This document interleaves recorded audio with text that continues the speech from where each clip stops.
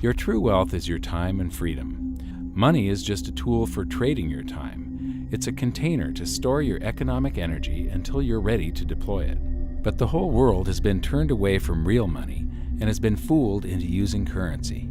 A deceitful imposter that is silently stealing your two most valuable assets, your time and your freedom. Welcome to the rabbit hole. We are entering a period of financial crisis that is the greatest the world has ever known. The wealth transfer that will take place during this decade is the greatest wealth transfer in history. Wealth is never destroyed, it is merely transferred, and that means that on the opposite side of every crisis there is an opportunity. The great news is that all you have to do to turn this crisis into your great opportunity is to educate yourself. I believe that the best investment that you can make in your lifetime is your own education. Education on the history of money, education on finance, education on how the global economy works, education on how all of these guys, the central bankers, the stock market, how they can cheat you, how they can scam you. If you learn what is going on and how the financial world works, you can put yourself on the correct side of this wealth transfer. Winston Churchill once said that the further you look into the past, the further that you can see into the future. This program is all about creating your own crystal ball, being able to gaze into the future, being able to change this crisis, the greatest crisis in the history of mankind, into your great opportunity.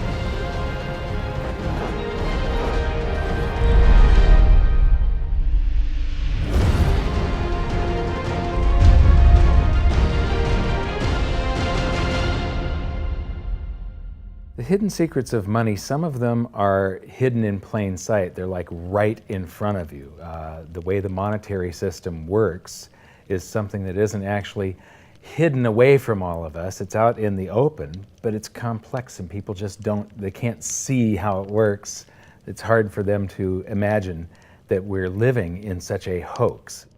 Others are meant to be secret, but the truth is slowly coming out, like the Federal Reserve being a private corporation and not really part of the U.S. government. But when I started studying this, what I found was that there was no place that I could point people to where they could get it all in one spot. And so I basically decided to write my book about it and consolidate monetary history, economics, the markets, fundamentals of gold and silver. There's a lot of smoke and mirrors in economics, and I've sort of made it my job to lift the fog for people.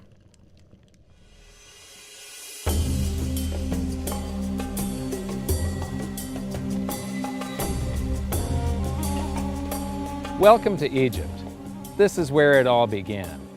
Roughly 5,000 years ago, the Egyptians started using gold and silver as their predominant form of currency. But it was not yet money. The pieces of gold and silver that they were using were odd sizes and weights, odd purities, so it still was not interchangeable, where each unit is the same as the next. This meant that nothing really had a price yet. You couldn't put a price of so many coins on something because they didn't have coins yet. Trade was still difficult. It was still a guessing game when it came to the exchange of values. One of the reasons that we are in the financial mess that we are today globally is that people do not understand the difference between currency and money. Currency is a medium of exchange, a unit of account. It is portable, durable, divisible, and something called fungible. Fungible means that each unit is the same as the next unit. A dollar in my pocket buys the same amount as a dollar in your pocket. Money is all of those things plus a store of value over a long period of time. Even financial planners, bankers, your accountant, they don't understand the difference between currency and money. The currency in your pocket is a medium of exchange. It's a unit of account because it's got numbers on it. It's somewhat durable, it's portable, it's divisible in that you can make change, and it's fungible. A dollar in my pocket buys the same amount as a dollar in your pocket. But because governments can print more and more and more of it, and dilute the currency supply, it's continually transferring wealth out of your pocket, out of your bank account, to the government and to the banking system. The reason that gold and silver are the optimum form of money is because of their properties. It's an easy medium of exchange because gold and silver store a large amount of value in a very small area. It's a unit of account. Pure gold has the same value all over the planet. So an ounce of gold buys the same amount here in Egypt as it would in China or in the United States. It's durable.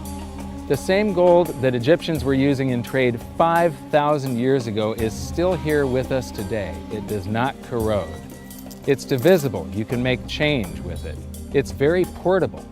You could use something like oil as money. It's just that you can't carry around a barrel of oil on your back. It's fungible. Pure gold is the same wherever it is on Earth. Pure silver is the same wherever it is on Earth. It's limited in quantity. That's the reason that it maintains its purchasing power. Governments cannot print it. Over the last 5,000 years, only gold and silver have maintained their purchasing power. There have been thousands upon thousands of fiat currencies, currencies that are unbacked by gold or silver, and they have all gone to zero. It's a 100% failure rate. Well, fiat currency, of course, is a currency that exists at the dictate or by fiat from a government. You say they have their printing presses, and the paper money rolls off the printing presses. And then they give it the fiat designation, which makes the currency official. It's just worthless paper. But when Ben Bernanke gives it the special sign, and they have the cult meeting at the Federal Open Market Committee meetings, it suddenly becomes currency. If you look at what's really going on, it's a con game. And so there's confidence. Well, the Federal Reserve is very forthright about what they're doing. If you read their websites, they'll tell you it's a confidence game. They tell you that there's no intrinsic value in their money. They'll tell you that they print it backed by absolutely nothing. They actually display all these facts. But if you tell somebody in the public that this stuff is created out of thin air, there's no backing whatsoever, it's absolutely worthless, it's about as valuable as monopoly money, they'll look at you like you're nuts. Is there an example throughout history of a fiat currency, a piece of paper that's unbacked by anything, surviving? Short answer, no. Long answer, no. And here's why. When Addison Wiggin took over at the Daily Record, when they got cranked up, Bill Warner asked him to catalog all of the fiat currencies throughout history and what happened to each of them. Addison dutifully went to work. Within a short period of time, he had gone through the alphabet. All the fiat currencies that started with the letter A were done. They all went to zero. He was halfway through the letter B, and all the fiat currencies that started with the letter B, and there were 600 of them in just the first letter and a half of the alphabet, and every single one of them went to zero. Every one. 600 fiat currencies that start with the letter A, and half of the ones that start with the letter B are 600 of these things. Not one ever came close. You think this one, the United States dollar, is going to be the first one after all that? I don't think so. No. No currency, fiat currency has ever survived. None. The thing about money is there actually is a fairly well accepted definition of what money is. The question is, as you apply that definition to particular things that people claim to be money, do they fit the definition? We'll just take the paper dollar, for example. How well does it perform those functions? Well, store of value. The dollar has lost 95% of its purchasing power since the creation of the Federal Reserve in 1913. So not very good as a store of value.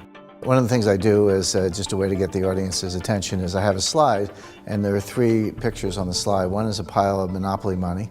The other one is a pile of Federal Reserve notes, what Americans would call paper money. The other one is a solid gold American Eagle 1-ounce coin.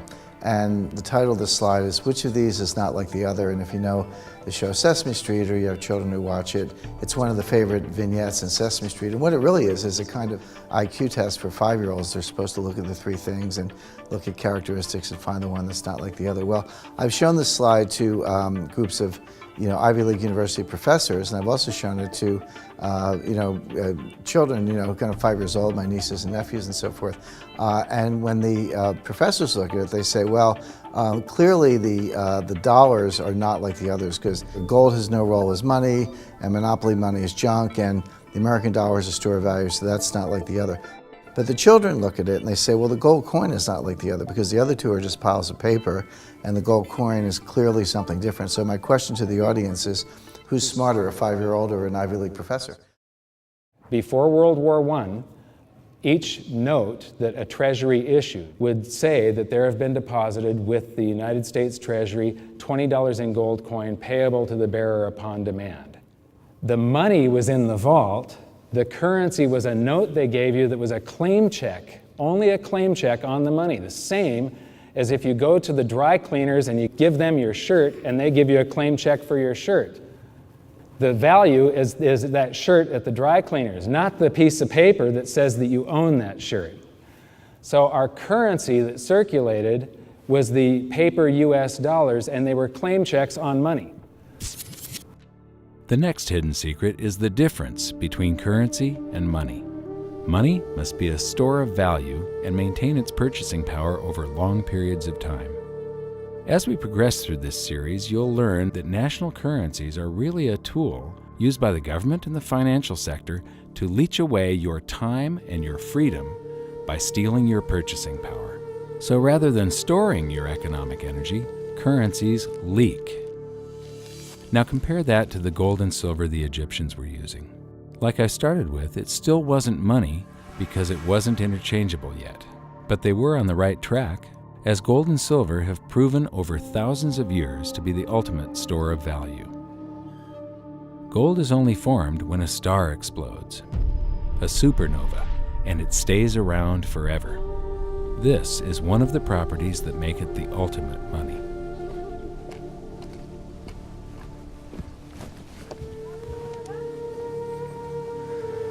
People are amazed that after 5,000 years, the pyramids are still here.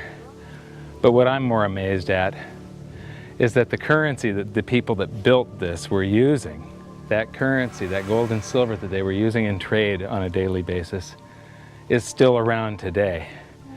It may have been melted down and re-refined, and it's in a coin or a bar or in some piece of jewelry, but it's still with us today, and it still purchases something. Yes, it is the ultimate money, because there is nothing else even in the same league. It's divisible, it's permanent, it's a store of value, it's a unit of account. It's got everything you want out of money, but it doesn't go away, and it can't be increased. That is what makes gold the most beautiful money of all. What more could you ask out of a money? It keeps governments under control. You can maintain a solvent system. Governments don't like gold at present because they're getting away with the fiat currencies, and they'll do everything they can to discredit it as an asset class. I mean, my goodness, gold has outperformed the Dow Jones Industrial Average in each of the last 7 years, yet it's not considered a legitimate asset class. Why? Again, it's the fear that maybe gold will be imposed on the system, that it will constrain government ability to spend beyond its means. They can't print it. They can't print it, no. The proper definition of inflation, I use Milton Friedman's definition. Inflation is an expansion of the currency supply. Deflation is a contraction of the currency supply. If you expand the currency supply, eventually prices will rise. And if you contract the currency supply, eventually prices will fall. This is a pool, but it's not a pool of water. This is the currency pool. And these are prices. And if you expand the currency supply, prices like a sponge in water have to rise to suck up the excess currency. Governments never stop printing more currency and adding currency to circulation. Therefore, Prices keep on going up not because the stuff that you're trying to buy is changing. The real estate doesn't change. What has changed is the currency purchases less and less. It's the currency going down, not prices going up. The truth is, what we have that makes our world work right now is a big story. None of it's real. It's all just promises. And if you think about it, that's how currency began to work in the beginning. You know, before we had currency, we had barter. I'll give you 3 coconuts and you give me 4 fish, because that's kind of a fair exchange on coconuts to fish. But that got complicated, so we had to invent this thing called money to be a divisible, portable medium of exchange. And the challenge is that we lost that a long time ago, when we lost having things of value be our currency. And now we have this thing called numbers and accounts. But trust me, it is not real. It's a big made-up story. One of the biggest make-believe stories ever is called quantitative easing, which sounds complex, but it's really just a smoke and mirrors term for currency creation. QE started with the banking bailouts back in 2009. This currency was created out of thin air and then given to the banks, who paid themselves record bonuses in reward for crashing the world economy.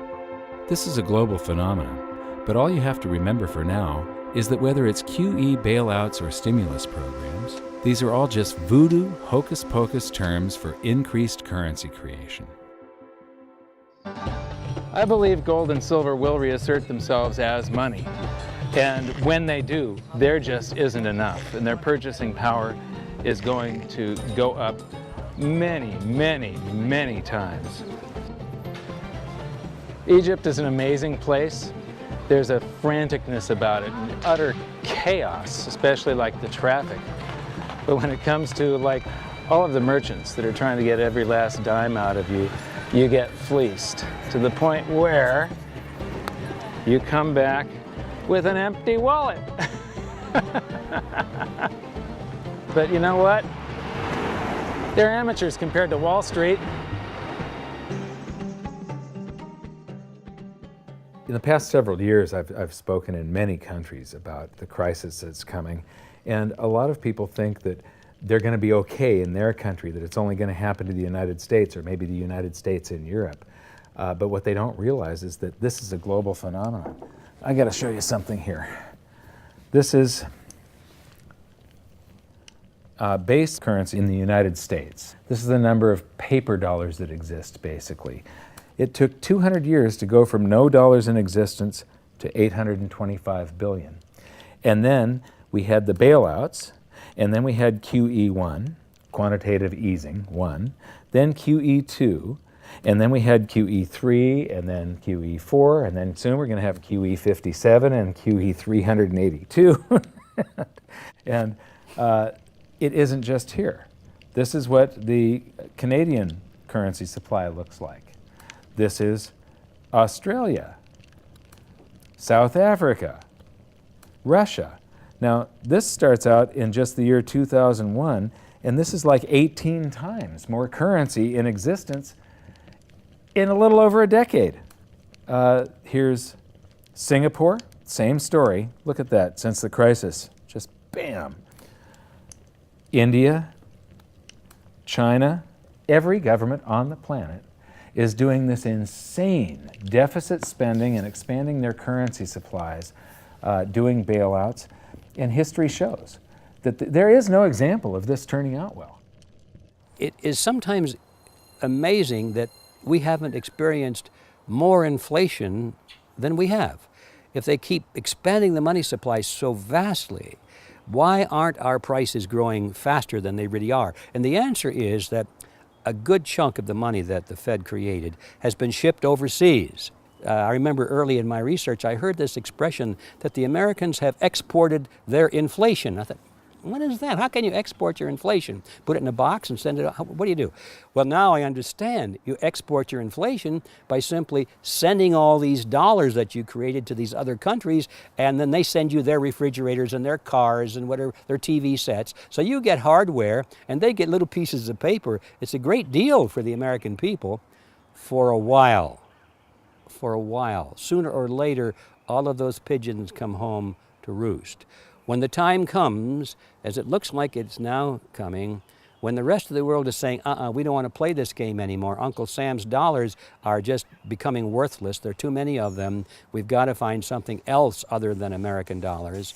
Then those dollars start to come back to America. People say, we don't want them anymore. What do we do with them? Once this revs up and we've got this little trickle of money coming back that we previously exported, once it becomes a flood and it starts to rush back, now we are getting our former exported inflation brought back to us, and then we'll see the quantity of money inside the United States grow much more rapidly even than the Federal Reserve can create it, because we're getting a previous money back. And that's when we will really see the tanking of the US dollar in terms of what it will buy. During the second round of quantitative easing, global food prices went up 60%.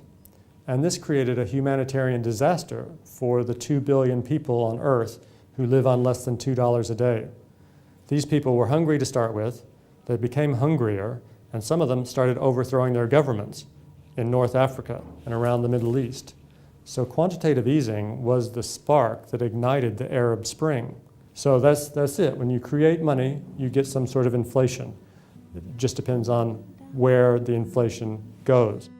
It's all going down, down, down. Peasants are reeling from a game of coins and crowns. Given the premise that you have a permanent underclass or poor class, and how does inflation affect them disproportionately, it affects them basically in the percentage of their income that goes to food.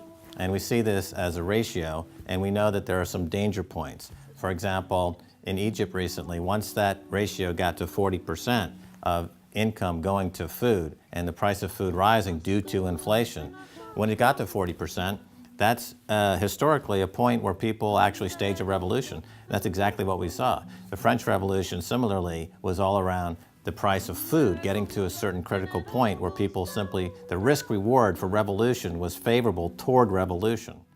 When they print it up, then it all goes down. Well, exactly right, because when you have a runaway inflation, it's punishing the very people who are most productive in society. In other words, the people that produce more than they consume and save the difference. The problem is that those productive people, the savers, save in their national currency. And unfortunately, the national currency is just a fiat piece of paper at this point. So when it's destroyed through runaway inflation, that $100,000 that you were hoping to retire on doesn't exist. And the things that you were going to buy with it and provide for others don't exist either. Now what are you going to do? So that all seems pretty scary. However, this is going to happen, and you can only play the hand that you're dealt. But the great news is that gold and silver always end up doing an accounting of the expansion of the currency supplies. Basically, the will of the public and the free markets.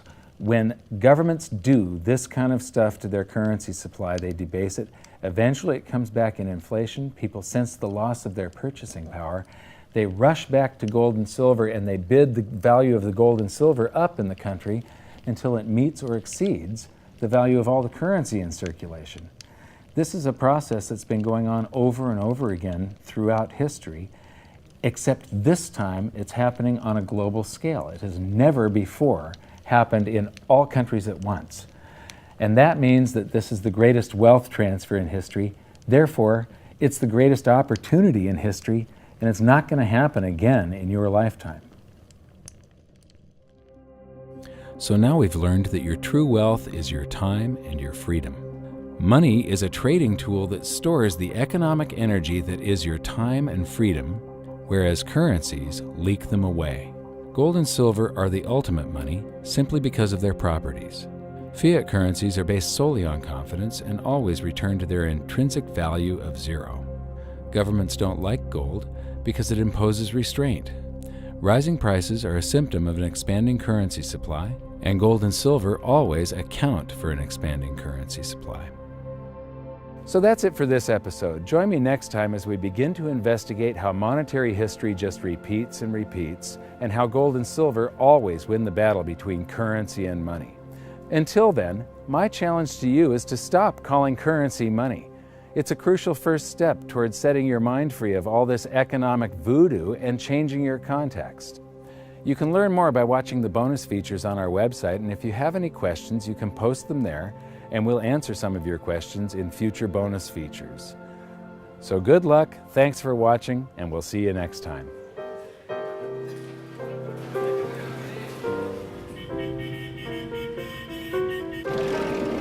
Good morning. Wow. What does fiat mean? It comes from the Latin for crappy car.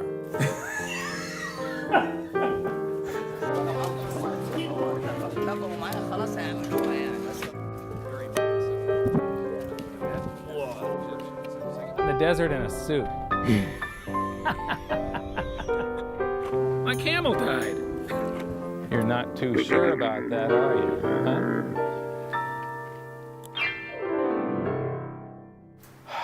I am ready for a good long nap. Hi, welcome to this bonus feature for the very first episode of Hidden Secrets of Money. And this is currency versus money. So that's the major topic that